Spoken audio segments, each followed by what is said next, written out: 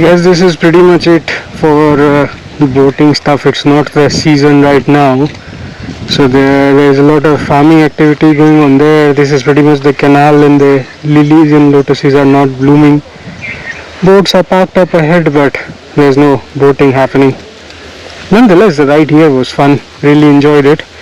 And we are in Kottayan now, so let's see if there is something else we can explore. There's a bird sanctuary nearby, but it's 2 p.m. and typically in this heat you don't see any birds. So maybe not that, but let's see what else we can do around.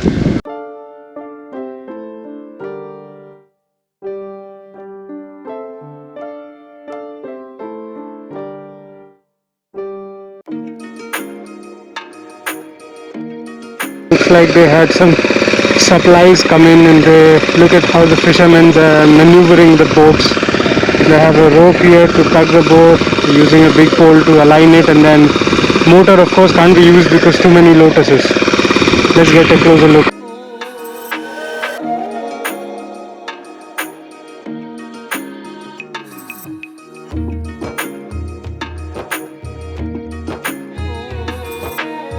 Like some supply of rice, at least that's what the sack says. Cycle Kuruwa rice, new Annapurna rice mill, unless there's something else inside.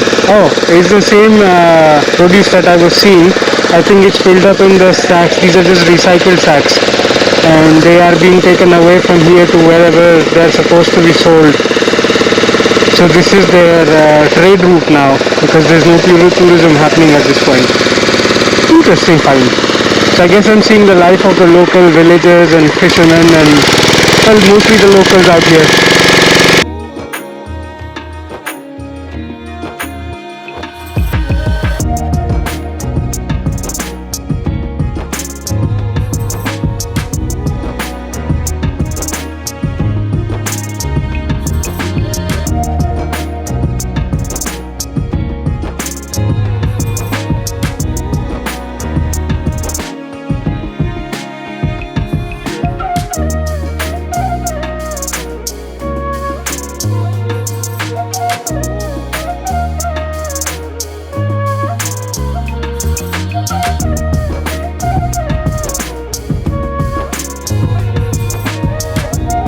That was nice. Bhaiya log got curious what I was doing with the camera, and of course there is no communication here whatsoever. These are all villagers and farmers, but I managed to understand that this is definitely rice, and they managed to understand that I am making a YouTube video.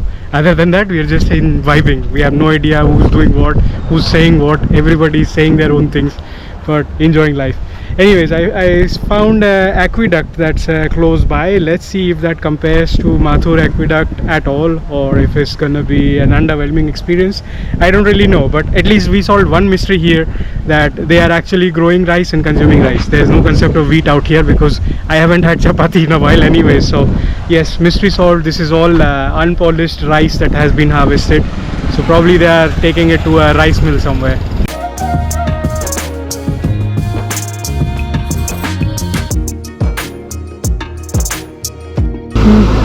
Truck got jammed, fully loaded, 2 JCBs helping it get out of the ditch.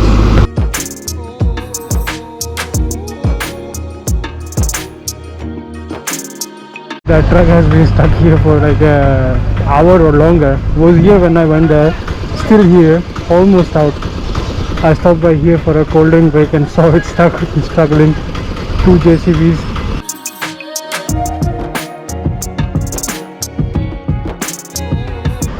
This is the true backwater experience without any tourists at the moment. So peaceful out here. Saw this cool looking rustic bridge over here that allows you to cross the canal. I just want to go to the middle to take in the views of both sides. Don't have to cross the canal all the way though.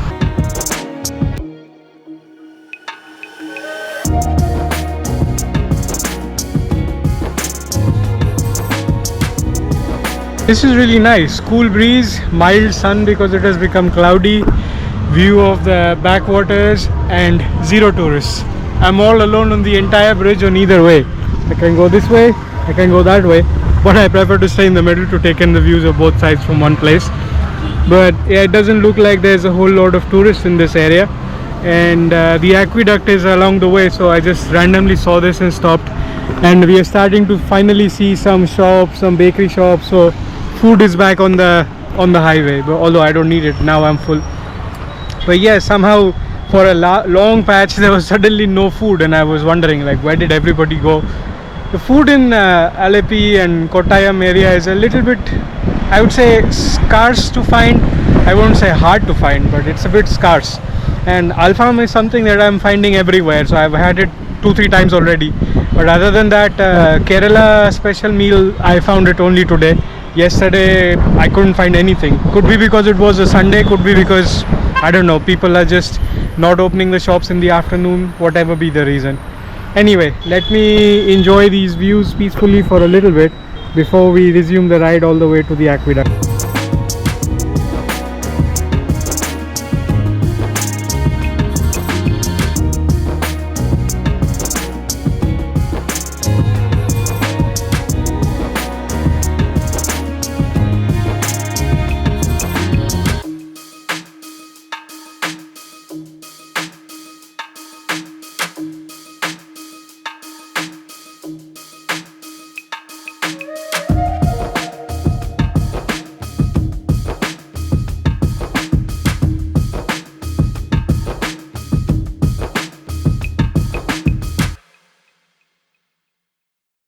This is a new cottage being built.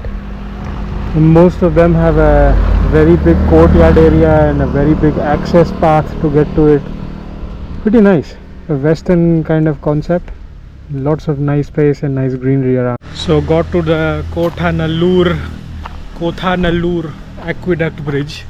The bridge is going over me and it's active. I just saw a few vehicles pass as well.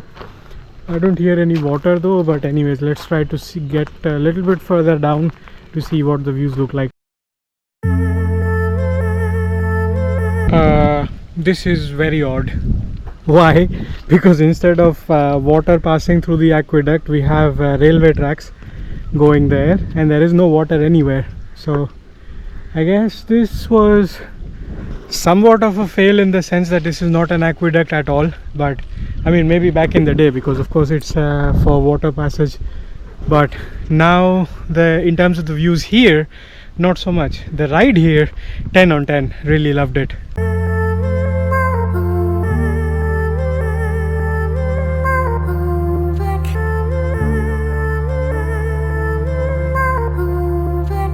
Well, shouldn't be standing so close to the railway track, so for safety reasons, let's get off this and then maybe let's start heading back. It's now 4 p.m.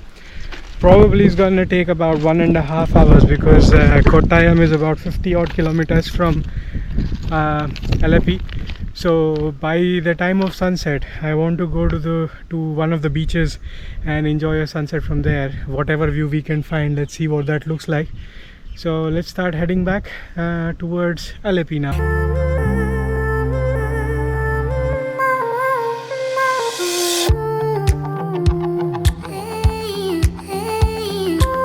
Also, back when I was a kid, I used to think these stones are just random on a railway track. I've only seen them typically around the Indian railways. I don't remember if the Western railways in the other countries also use them. But this is not random actually. The size and shape of the stone gives it enough friction so that the tracks are properly positioned and stabilized. There's proper physics behind it. So very interesting when that happens. Let's get off the track now.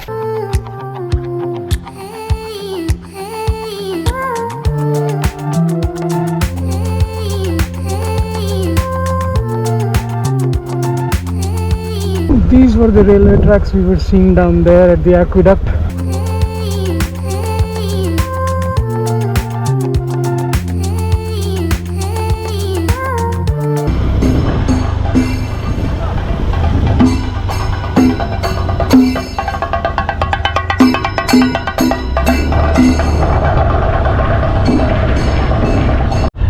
I have no idea what that was, but it was a kid with some makeup, probably to make the kid look like a deity, I guess, and had a banana leaf on their head, and then the traditional ethnic music instruments playing something.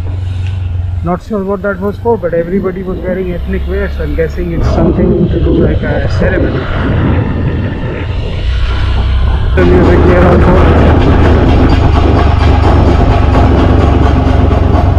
Another house being built, and you see they have holes, those holes up there as well in this one.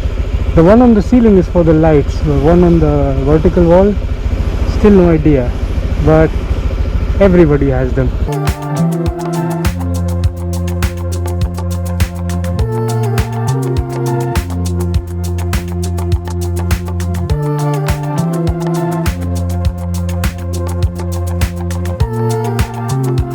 Came up on a lake and saw some more different kind of boats. So there are 2 boats over there, there's some more over here. Some of them even have solar heating, solar charging, solar panels, and there's a speedboat as well.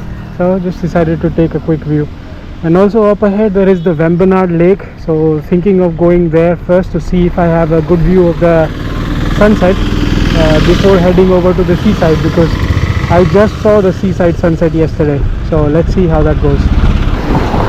And this is a government ferry, so it's more like a boat taxi. So if you want to do Alleppey Kottayam, you could come on this as well. The only thing is the time slots are limited, so you have to coordinate based on that. That's another possibility. That's why people skip that and do the private boat rides on these kind of boats.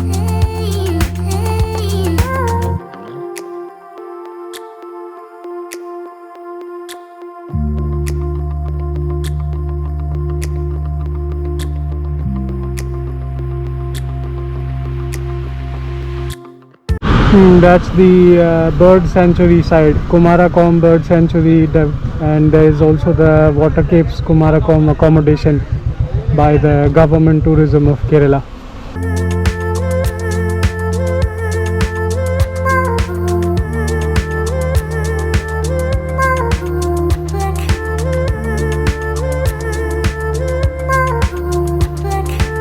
Trying to find a good spot to access the lake. So far I'm hitting a lot of dead ends because there's no like proper paved section where you can access, and this road is like full of resorts that are hogging the access to the lake.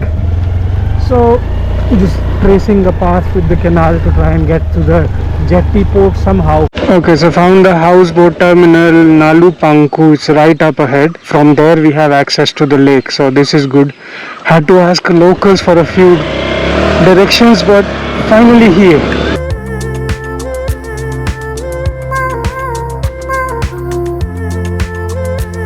Nice. So just made it to the boarding terminus. I think this is where people come to do kayaking, houseboat boarding, etc. So this is like a part of the Vembanad Lake for boarding, but you can also just take an entry pass for 50 rupees and stay here until 8 p.m. and enjoy a sunset, which is what I'm doing.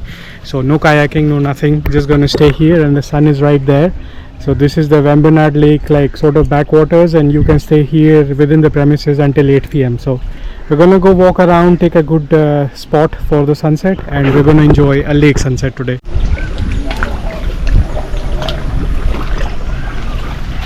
The benches here are really cool. Some of them are in the shape of shikara, conch, some other marine stuff, and a piece of wood. So you can also enjoy, pick your favorite bench. But I think this view is pretty nice.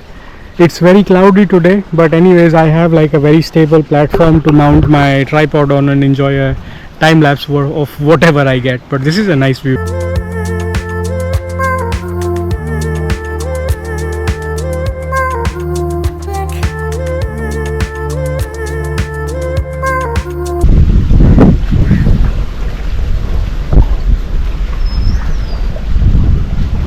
Well, I hope you enjoyed today's vlog and the limited time lapse of the sunset over the Vembanad Lake.